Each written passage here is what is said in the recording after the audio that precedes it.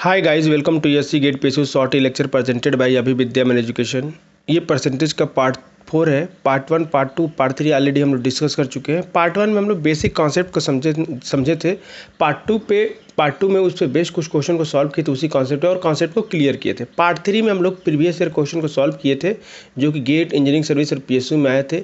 आज पार्ट 4 में भी मैंने प्रीवियस ईयर क्वेश्चन से 5 क्वेश्चन सिलेक्ट किया है जो मुझे लगा कि इंपॉर्टेंट है और उस टाइप के क्वेश्चन बार बार एग्जाम में रिपीट हो सकते हैं, और बाकी के क्वेश्चन आपके सीट में मिल जाएंगे जो पीडीएफ आपको मैं प्रोवाइड करूंगा। ठीक है, तो आज के पार्ट में हम लोग गेट से कुछ क्वेश्चन लिया हूँ, कुछ पब्लिक सेक्टर से लिया हूँ, कुछ इंजीनियरिंग सर्विस से लिया हूँ। ठीक है, आपको एक क्वेश्चन आप लेवल पता चलेगा कि किस टाइप के क्वेश्चन आते हैं और कैसे डील करना है और कैलकुलेशन।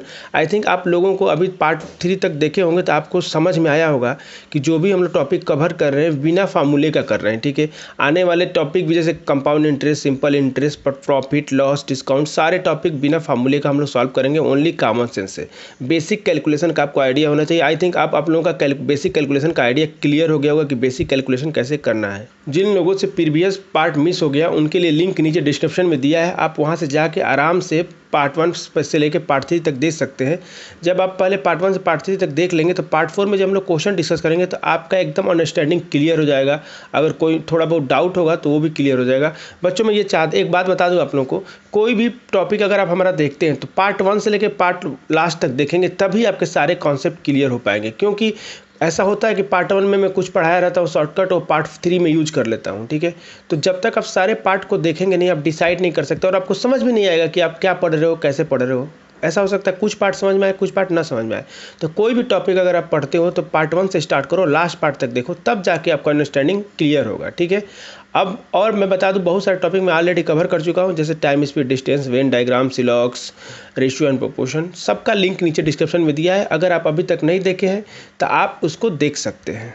जितने भी टॉपिक कवर किए उनका पीडीएफ भी मैंने आप लोगों को प्रोवाइड किया है टेलीग्राम चैनल पे। टेलीग्राम चैनल का लिंक नीचे डिस्क्रिप्शन में दिया है, आप जाके ज्वाइन करके वहाँ से डाउनलोड भी कर सकते हैं। ये क्वेश्चन नंबर 1 है बच्चों। ये क्वेश्चन नंबर 1 मैंने गेट 2019 से लिया हुआ है और ये क्वेश्चन बहुत ही अच्छा क्वेश्चन है। ये मुझे अच्छा लगा तो मैंने सिलेक्ट कर लिया। आपको ऐसे क्वेश्चन आने के एग्जाम में बहुत ज़्यादा चांसेस है, पीएसयू में भी ऐसे क्वेश्चन दिखते हैं। ये क्वेश्चन में क्या दिया बच्चों कि टोटल 10 फ्रेंड है जो कि प्लान करते हैं एक गिफ्ट देने के लिए एक टीचर को, और वो जो भी 10 फ्रेंड है सब लोग इक्वली पैसा कंट्रीब्यूट करते हैं। अगर लेमन लैंग्वेज बोलूँ कि 10 दोस्त हैं जो आपस में मिल के टीचर को गिफ्ट दे रहे हैं और सब लोग इक्वल पैसा दे रहे हैं। ठीक है, बाद में क्या होता है, when 2 of them decide not to contribute, each of other friend had to pay 150 more the cost of gift was. आगे ये बोला गया है बच्चों, उनमें से 2 लोग क्या बोलते हैं, बाद में डिसाइड करते हैं कि हम लोग पैसा नहीं देंगे। तो बाकी जो 8 लोग बचते हैं वो लोग बोलते हैं कि नहीं हम लोग गिफ्ट देंगे। तो 8 लोगों पे अब पैसा ज़्यादा लगने लगेगा क्योंकि गिफ्ट तो पहले डिसाइड हो चुका है। तो सब पे 150 रुपये ज़्यादा लगने लगता है बाकी जो 8 लोग हैं, क्योंकि वही 8 लोग पे करेंगे। तो कॉस्ट ऑफ गिफ्ट वाज, तो गिफ्ट का कॉस्ट कितना था ये आपसे पूछा गया है। ठीक है, इसको सॉल्व करने का सिंपल तरीका ये है बच्चों कि आप मान लो कि each student contribute x rupees. ठीक है, हम मान लेते हैं कि एक्स रुपीज़ हर एक स्टूडेंट क्या करता है, कंट्रीब्यूट करता है। अब ध्यान से समझना, शुरू में जब बात कर रहे थे तो 10 फ्रेंड थे। जब 10 फ्रेंड मिले होंगे बच्चों आपस में तो वो लोग बोले होंगे कि सब लोग एक्स रुपीज़ दो, तो टोटल पैसा कितना इकट्ठा हो गया होगा उनके पास, 10x हो गया होगा, 10x रुपीज़ उनके पास हो गया होगा। अब बच्चों ये जो पैसा होगा इसी का तो गिफ्ट खरीदे होंगे ना, तो यही तो गिफ्ट प्राइस हो गया ना, यही तो हो गया गिफ्ट प्राइस, गिफ्ट का प्राइस हो गया। क्लियर ये बात, तो ये गिफ्ट का प्राइस हो गया। अब खुद सोचो कि ये गिफ्ट अब क्या होता है, इसमें से 2 लोग क्या होते हैं कि 2 लोग गायब हो जाते हैं। मतलब 2 लोग बोलते हैं कि हम लोग नहीं देंगे, हम लोग मतलब कंट्रीब्यूट नहीं कर पाएंगे, तो 8 लोग देंगे।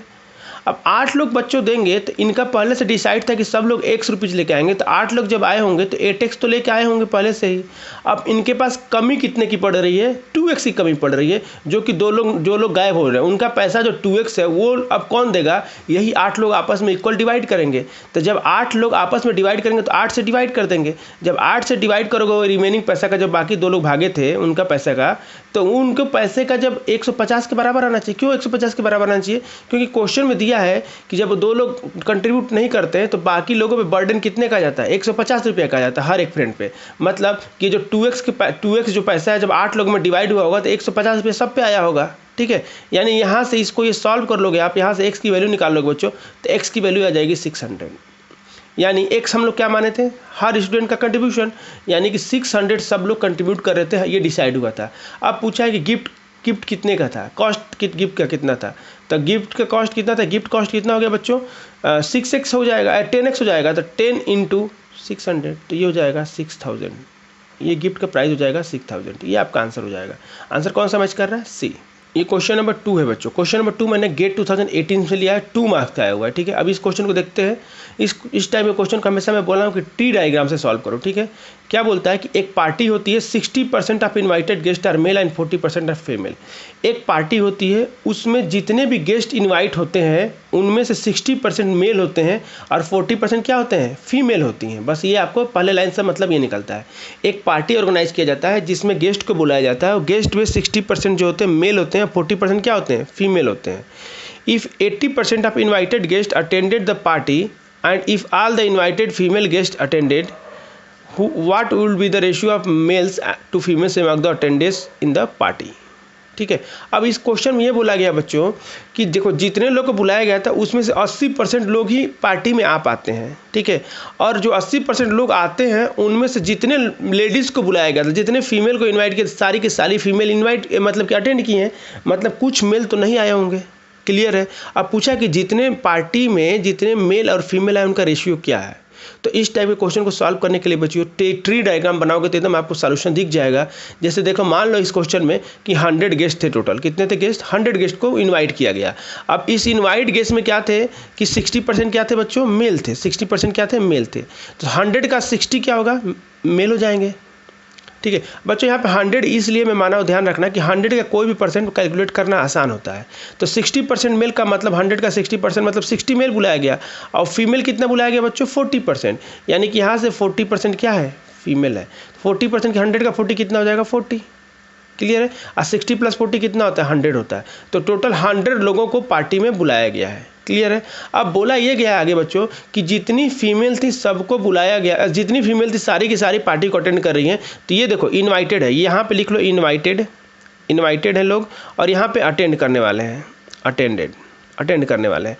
तो देखो अटेंडेंट मतलब क्या हो गया कि जितनी फीमेल थी सारी की सारी आ गई, तो मतलब 40 फीमेल आ गई। क्लियर है। अब मेल हमको नहीं पता कितने लोग पार्टी में आए। अब इन दोनों को मिला दिया जाए, जितने लोग अटेंड किए पार्टी, तो दिया हुआ है कि 80% जो गेस्ट थे सारे के सारे पार्टिसिपेट किए।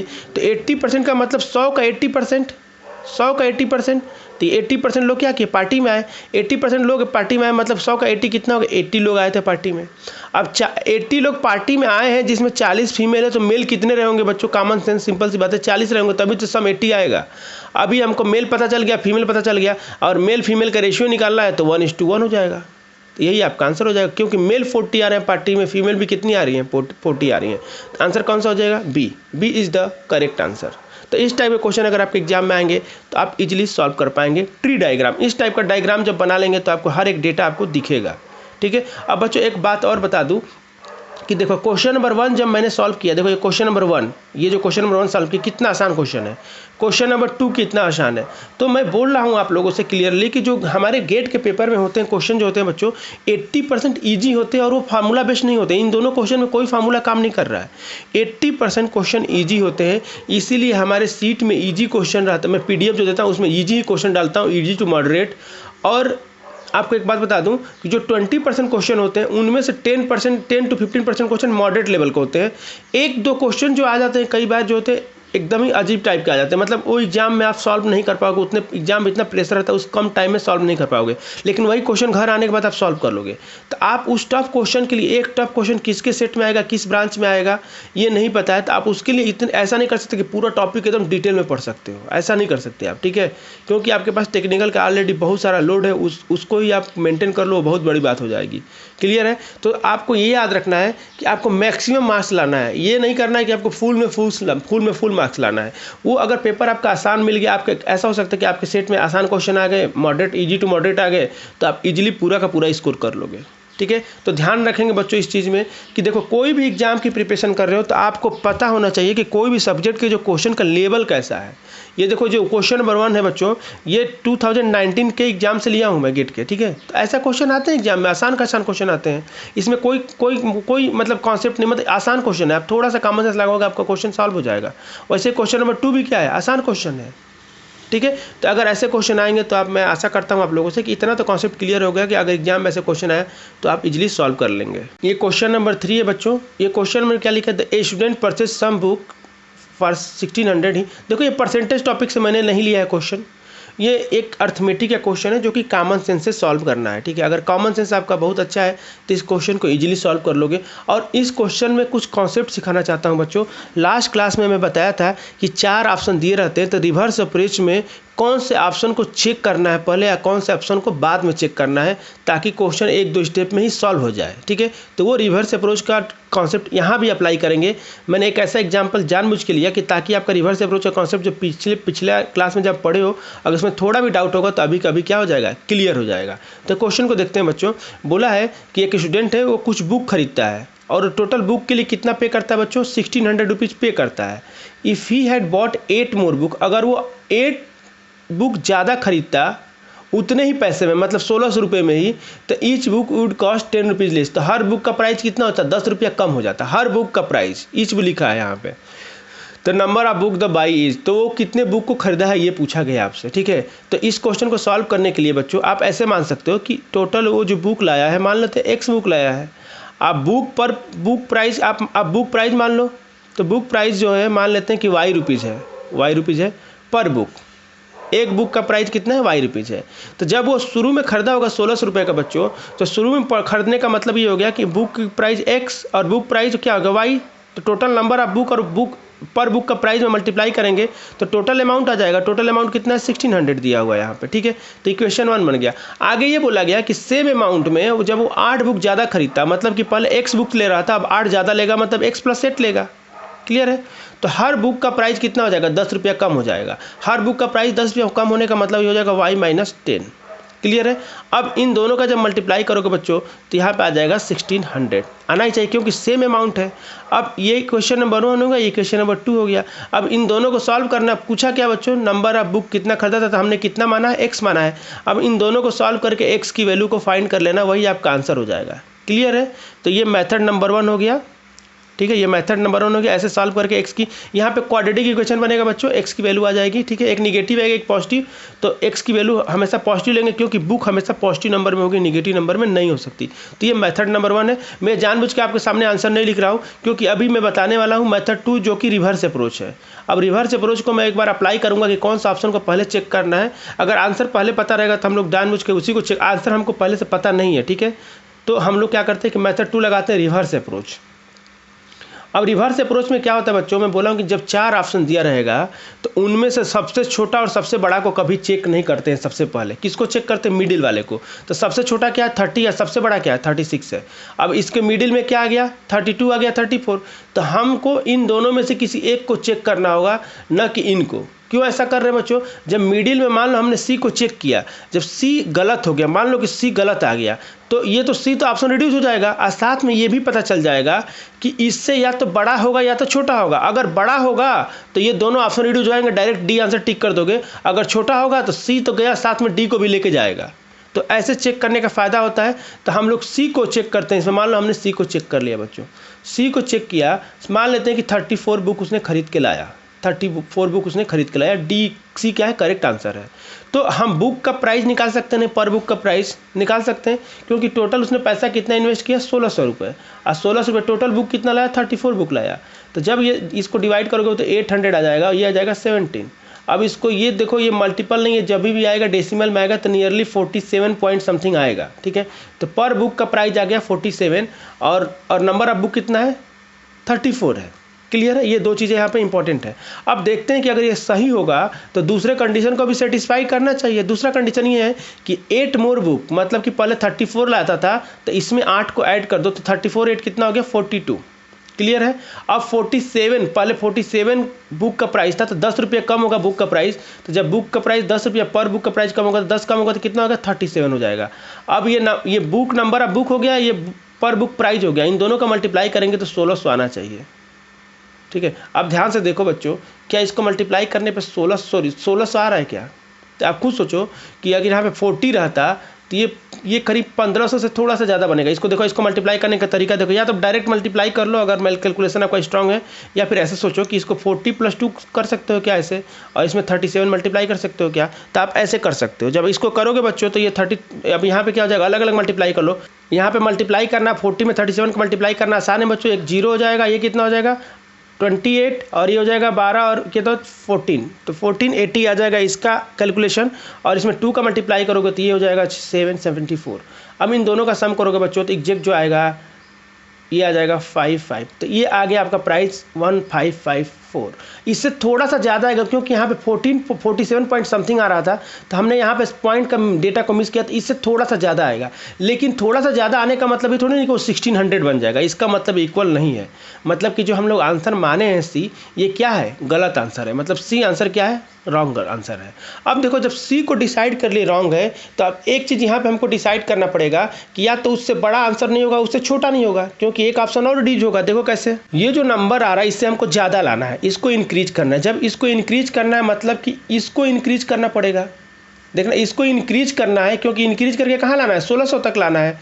जब इसको इंक्रीज करेंगे तो इसको भी इंक्रीज करना पड़ेगा, और जब इसको इंक्रीज करना है मतलब कि इसको क्या करना पड़ेगा, डिक्रीज करना पड़ेगा। जब ये 34 डिक्रीज होगा मतलब कि नंबर ऑफ बुक क्या होना चाहिए, 34 से कम आना चाहिए। इसका मतलब कि ये डी आंसर नहीं हो सकता है, क्योंकि जो भी आंसर आएगा 34 से कम आएगा। तो जब सी ऑप्शन रिड्यूस हो गया तो हमको पता चल गया कि डी ऑप्शन नहीं होगा। अब यहाँ पे मान लो बच्चों, ये आपको पता चल जाता कि इससे छोटा नहीं होगा, तो डायरेक्ट ए बी नहीं होता, आप डायरेक्ट डी आंसर टिक करते हैं और आगे बढ़ जाते हैं आप। क्लियर है। अभी हम लोग एग्जाम हॉल में नहीं है, वैसे भी हमारा 2 ऑप्शन रिड्यूस हो चुका है। अब इससे हम लोग को एक चीज़ पता चल गया कि 2 ऑप्शन तो हमारे पास चलेगा। अभी भी ए और बी में डाउट है, तो हम लोग डायरेक्ट ए और बी को किसी को भी चेक कर सकते हैं। मान लो कि मैंने बी को चेक किया, तो बी को चेक करेंगे। अब मान लो कि बी को चेक करोगे बच्चों, तो अगर बी सही हो गया तो टिक करके आगे बढ़ जाओगे। मान लो बी गलत आ गया तो मतलब ए होगा, मतलब 2 ही स्टेप में आपका आंसर क्या हो जाएगा, करेक्ट हो जाएगा। तो ये आंसर चेक करने का जो तरीका है बच्चों, कभी भी छोटे और लार्ज को चेक नहीं करते, मिडिल वाले को चेक करते हैं। अब 32 को चेक करके देखते हैं बच्चों। तो 32 बुक मान लीजिए कि सही है, 32 बुक खरीद के लाया था, 1600 रुपये का लाया था, तो पर बुक का प्राइस निकल जाएगा क्या, तो निकल जाएगा 50 रुपीज़ पर बुक आ जाएगा। पर बुक प्राइस कितना हो जाएगा, 50 रुपीज़ पर बुक हो जाएगा। तो एक बुक का प्राइस 50 रुपीज़ हो जाएगा बच्चों। तो खुद सोचो, अब सेकेंड कंडीशन को सेटिस्फाइड करना चाहिए। अब कितना ला रहा है, 8 बुक ज़्यादा ला रहा है, तो इसमें 8 ऐड कर दो। तो 8 ऐड करने का मतलब ये हो गया 40 हो गया। हो गया कि नहीं हो गया। अब क्या बोला है कि बुक का प्राइस 10 रुपया घट जा रहा है, तो यहाँ पे 40 हो जाएगा, क्योंकि बुक का प्राइस को 10 रुपया माइनस करना है। यहाँ पे लिखा हुआ है हर बुक 10 रुपये घटते हैं 40। अब 40 में 40 का मल्टीप्लाई करोगे बच्चों तो 1600 आ जाएगा। इसका मतलब ये 1600 आना चाहिए, तो मतलब ये हमारा आंसर क्या सही है, तो B is the correct answer. देखो यहाँ पे 2 स्टेप में आंसर क्या आ जाएगा, आपका करेक्ट हो जाएगा। क्लियर है, ऑप्शन तक पहुँच जाएंगे। तो ऑप्शन चेक करने का कॉन्सेप्ट आई थिंक आप लोगों को क्लियर हो गया होगा। अगर ये ऑप्शन रिड्यूस करने का तरीका अगर आपको समझ में आया है कि कैसे ऑप्शन को रिड्यूस करना है, तो कमेंट करके बताइए कि सर ये क्लियर हो गया हम लोग को। ताकि जब अगर क्लियर हो जाएगा बच्चों, अगर थोड़ा भी डाउट रहेगा तो मैं एक और ऐसा एग्जांपल लूँगा आने वाले वीडियो में, ताकि आपका रिवर्स अप्रोच का कॉन्सेप्ट एकदम क्लियर हो जाए कि कौन सा नंबर को पहले चेक करना है, कौन सा नंबर को बाद में चेक करना है, ताकि कम से कम टाइम में क्वेश्चन को हम लोग क्या करें, सॉल्व कर लें। ठीक है, तो ध्यान रखेंगे बच्चों। जिनको ये कॉन्सेप्ट समझ में हो गया, एकदम क्लियर हो गया है, जो लोग पार्ट 3 देखे होंगे और ये देख रहे होंगे, उनका तो मैं श्योर हूँ कि 100% क्लियर हो गया होगा। लेकिन फिर भी अपने सेटिस्फेक्शन के लिए मैं चाहता हूँ कि आप कमेंट करके बताइए कि ये कॉन्सेप्ट एकदम आपका क्लियर हो गया कि नहीं हो गया। अब आने वाले क्वेश्चन में इसको अप्लाई कर पाएंगे कि नहीं कर पाएंगे बच्चों। देखो ये जो कॉन्सेप्ट है बच्चों, इसको टेक्निकल में भी आप अप्लाई कर सकते हो। टेक्निकल के कोई न्यूमेरिकल डेटा क्वेश्चन है तो वहाँ भी अगर 4 ऑप्शन ऐसे दिया है तो आप ऑप्शन से भी क्वेश्चन को सॉल्व कर सकते हैं। मैं आपको बता रहा हूँ कि टेक्निकल में भी रिवर्स अप्रोच बहुत काम करता है। जब भी कोई क्वेश्चन टेक्निकल का आप सॉल्व करते हैं तो वहाँ भी एक बार सोचिए आप कि क्या यहाँ पर रिवर्स अप्रोच अप्लाई कर सकते हैं क्या। अगर रिवर्स अप्रोच अप्लाई कर सकते हैं तो कैसे अप्लाई कर सकते हैं और कौन कौन सा ऑप्शन रिड्यूस हो जाएगा।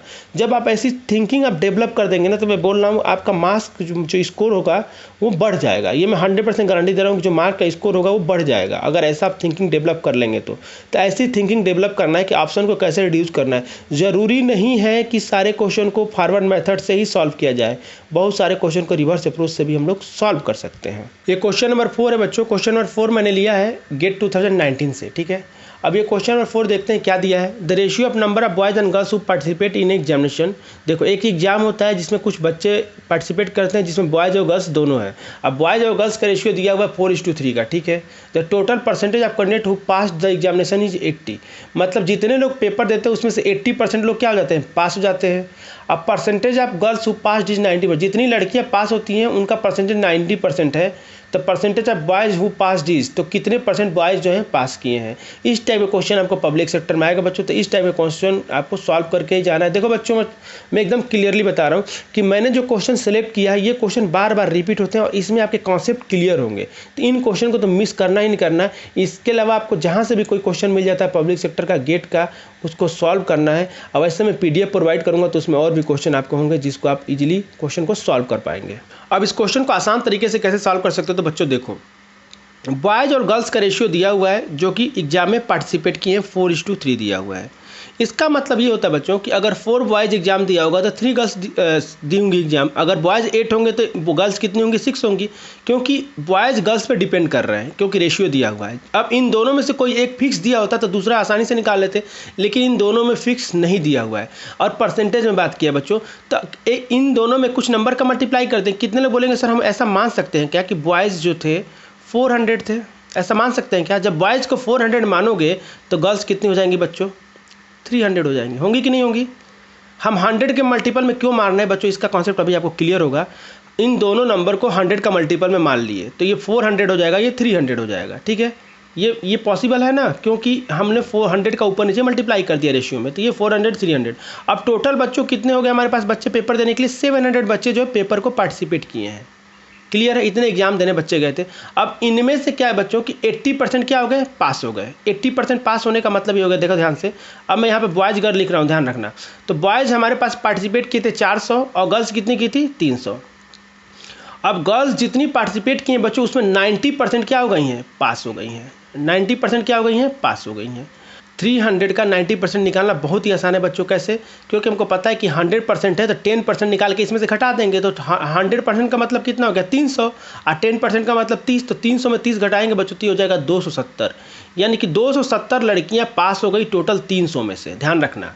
अब बॉयज़ कितने परसेंट पास हुए ये हमको नहीं पूछा, नहीं बताया, ये हमको निकालना है। और एक चीज़ बताओ, इन दोनों का जो सम होना चाहिए, कितने बच्चे पास हो रहे हैं बच्चों, 80% बच्चे क्या हो जा रहे हैं, पास हो जा रहे हैं। अब बच्चों यहाँ पे ध्यान देने वाली बात ये है कि टोटल 700 बच्चे क्या है एग्जाम में पार्टिसिपेट किए और 80% बच्चे क्या हो गए हैं, पास हो गए हैं। तो इसका 80% हमको निकालना होगा। तो 70 है बच्चों, 700 का 10% की वैल्यू 70 होगा, तो 80% की वैल्यू निकालना बहुत आसान है। 70 में 8 का मल्टीप्लाई कर देंगे, ठीक है। तो ये हो जाएगा 560। तो 560 बच्चे पास किए हैं बच्चों। तो टोटल 560 बच्चे आ रहे हैं और जिसमें से 270 क्या लड़कियां हैं। अब बॉयज़ कितने हैं, तो कितने लोग बोलेंगे सर अब यहाँ पे ये नंबर निकालना हमारे लिए आसान हो गया। तो बॉयज़ निकालना होगा तो क्या करना पड़ेगा बच्चों, 560 में से 270 को घटाना पड़ेगा। जब 270 को घटाओगे बच्चों तो कितना आ जाएगा, 0, और ये हो जाएगा 9 और ये हो जाएगा 2। तो 290 बच्चे जो है जो बॉयज़ हैं वो पास हुए हैं। गर्ल्स कितनी, 270 पास हुई हैं। ये 290 का मतलब क्या समझ रहे हो, 290 ऐसे स्टूडेंट हैं जो कि एग्जाम को पास किए हैं। और कितने एग्जाम में बैठे थे बच्चों, तो 400 स्टूडेंट बैठे थे जिसमें से 290 क्या कर गए, पास कर गए। अब पूछा है कि percentage of boys who pass the exam, कितने परसेंट बॉयज़ पास हो गए, यानी कि ये नंबर इसका कितना परसेंट ये कैलकुलेट करके बताना है आपको। तो खुद सोचो बच्चों, इसको आप नियरली 300 मान सकते हो क्या, हम कम है लेकिन थोड़ा ज़्यादा मान रहे हैं, ठीक है। तो 400 का 300 कितना होता है बच्चों, तो 400 का 300 75% होता है, सबको पता है। यानी कि जो भी आंसर आएगा 75% से थोड़ा सा कम आएगा। इसका मतलब ये 90% तो हो नहीं सकता, 80% हो नहीं सकता, 55% तो हो ही नहीं सकता। बचा कौन सा, D is the correct answer. तो डायरेक्ट टिक करोगे, आगे बढ़ जाओगे, आपको इसके आगे कैलकुलेट करने की जरूरत नहीं थी। लेकिन अगर कोई ऐसा विद्वान है जो कि बेसिक मेथड से सॉल्व करना चाहता है तो ऐसे सॉल्व कर सकते हैं कि टोटल 290 पास किए बच्चे और कितने में से पास किए, 400 में। तो 400 लिख दिए और उसमें क्या करेंगे, 100 का मल्टीप्लाई करेंगे। जब इसको सॉल्व करोगे बच्चों तो ये हो जाएगा 72.5। ये है पैदल चलने वाला मेथड। आपको कॉमन सेंस से सॉल्व करना चाहिए था। डायरेक्ट इतना देखते ही आपको तुरंत डी आंसर करेक्ट कर देना चाहिए, ठीक है। अब देखो बच्चों, ऐसे ऑप्शन रिड्यूस होते हैं, मैं बोल रहा हूँ, क्योंकि देखो ये क्वेश्चन मैंने खुद फ्रेम नहीं किया, ये क्वेश्चन गेट में आया है और गेट में आए हुए क्वेश्चन पर ही मैं आपको ऑप्शन रिड्यूस करना सिखा रहा हूँ। ऐसा ना लगे, ऐसा बहुत लोग सोचते हैं कि सर ये खुद ही क्वेश्चन फ्रेम क्यों होंगे, इसलिए ऑप्शन रिड्यूस हो जा रहा है। मैं जानबूझ के गेट का एग्जाम का क्वेश्चन लिया हूँ ताकि आपको एकदम क्लियर हो जाए कि यहाँ भी ऑप्शन रिड्यूस होता है। अगर आपका कॉमन सेंस अच्छा है तो ऑप्शन रिड्यूस कर सकते हैं, जैसे कि मैं आपके सामने अभी किया। क्वेश्चन क्वेश्चन नंबर 3 में भी करके बताया, क्वेश्चन नंबर 4 में भी करके बताया। तो इसका आंसर क्या हो जाएगा 72.5, मतलब D is the correct answer. तो ऐसे ही क्वेश्चन के अप्रोच करना है बच्चों। ये कॉन्सेप्ट आप टेक्निकल में भी लगाना, ठीक है, टेक्निकल में भी ऐसे कॉन्सेप्ट लगाओ। जब भी कैलकुलेशन होता है तो अप्रॉक्स कैलकुलेशन करो, कि जब ऑप्शन दूर दूर आता है तो अप्रॉक्स कैलकुलेशन से काम बन जाता है। ये क्वेश्चन नंबर 5 है बच्चों, ये आज के क्लास का लास्ट क्वेश्चन है। बहुत ही प्यारा क्वेश्चन है और ये बहुत ही आसान है गेट 2019 में, ठीक है। अब ये क्वेश्चन आया गेट 2019 में, क्या बोला है कि एक कंट्री है जिसकी पॉपुलेशन दी है 1400 मिलियन पॉपुलेशन दी है। अब बोला है कि जितने उसमें से 70% जो लोग हैं उनके पास खुद का मोबाइल है, ठीक है भाई। 70% इसका निकालना आसान है, निकाल सकते हैं आराम से, क्योंकि 10% की वैल्यू 140 है, तो 70% निकालने के लिए 140 में 7 का मल्टीप्लाई कर देंगे, ठीक है। यहाँ तक समझ में आ गया। Among these internet user only half by good from e commerce portal. अब देखो जितने लोग, देखो सबसे पहले बोला था कि इतने % मोबाइल है जिनके पास, उनमें से इतने लोग हैं जो इंटरनेट को एक्सेस करते हैं।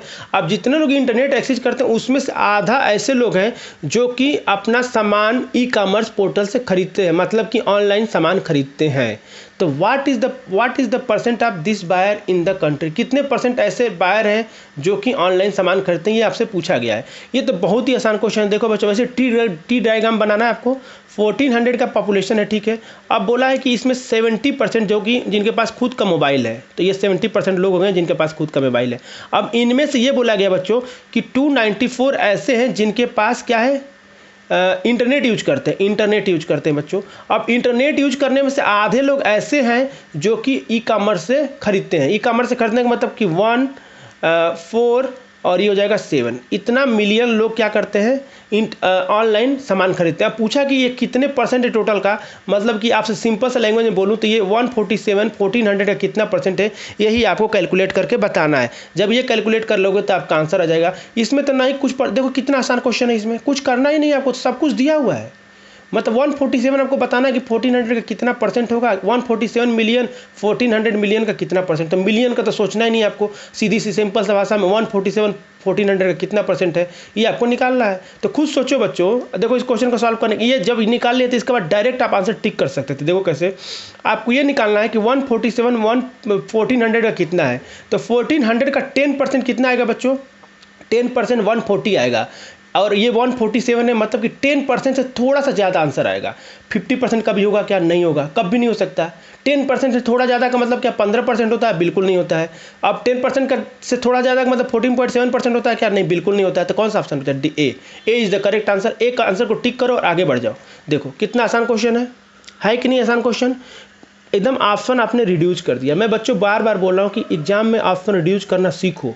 बहुत सारे क्वेश्चन ऐसे ही होते हैं जिसमें ऑप्शन क्या करोगे, इजीली आप रिड्यूस कर दोगे। ये क्वेश्चन गेट 2019 से लिया, मैंने खुद नहीं फ्रेम किया कि मैं ऐसा क्वेश्चन ऑप्शन फ्रेम कर दूँ कि आप खुद बोलो कि सर आपने जानबूझ के ऐसा ऑप्शन फ्रेम किया था और आंसर रिड्यूस हो जा रहा था। ये गेट का क्वेश्चन है। देखो इसके आगे कुछ कैलकुलेट करने की जरूरत नहीं था। बताओ ऐसे क्वेश्चन एग्जाम में आ जाएंगे तो 15 से 30 सेकंड के अंदर आपसे बन जाने चाहिए। इस क्वेश्चन में कुछ है ही नहीं है। क्लियर है। अगर मान लो गेट के एग्जाम में अगर आप 1 मिनट में भी इसको सॉल्व कर लेते हैं ना, तो ये बेस्ट है, क्योंकि गेट के एग्जाम में टाइम रहता है, लेकिन पब्लिक सेक्टर में आपको 15 से 30 सेकंड के अंदर ही करना पड़ेगा, ठीक है। और ये 2 मार्क्स में आया था, याद रखना, ये 2 मार्क्स का क्वेश्चन था। बताओ कितना आसान क्वेश्चन 2 मार्क्स का क्वेश्चन आया हुआ है। तो A is the correct answer. अब जिन लोग, जो विद्वान लोग हैं, जो चाहते हैं फार्मूला से सॉल्व करना, वो कर सकते हैं बच्चों। आपको बताना है 147 1400 का कितना % है, तो 147 1400 का कितना % है, डिवाइडेड बाई 1400 इंटू 100 कर दो। जब इसको कैलकुलेट करोगे जो आएगा आंसर, 0 से 0 कैंसिल, 14 को इसको डिवाइड कर देना, तो 110 पॉइंट ये आ जाएगा। उसके बाद 5 टाइम जाएगा, तो ये हो जाएगा 10.5%। तो ये आप बेसिक मेथड से भी कैलकुलेट कर सकते थे। मैं तो बोलूँगा कभी भी बेसिक मेथड मत लगाओ, कॉमन सेंस लगाओ ना। 147 इसका कितना है, 140 होता अगर ये, तो 10% होता है। ये थोड़ा सा ज़्यादा, तो 10% थोड़ा ज़्यादा आंसर आएगा। तो 15 नहीं हो सकता था, 15 नहीं हो सकता था, 14.70 नहीं हो सकता। तो बचा कौन सा, ए ऑप्शन बचा। और 10 से थोड़ा सा ज़्यादा भी है, तो ये आपका A is the correct answer हो जाएगा, ठीक है। तो आई थिंक आप लोगों को बहुत सारे कॉन्सेप्ट इस लेक्चर में क्लियर हुए होंगे। अगर आप लोगों को लगता है कि वीडियो बहुत अच्छे हैं, यूजफुल है, तो लाइक करें, और बहुत अच्छा लगता है तो कमेंट करके बताएं, क्योंकि देखो आपका कमेंट जो है ना मुझे मोटिवेट करता है ताकि मैं इसका नेक्स्ट पार्ट लेके आऊँ, ठीक है।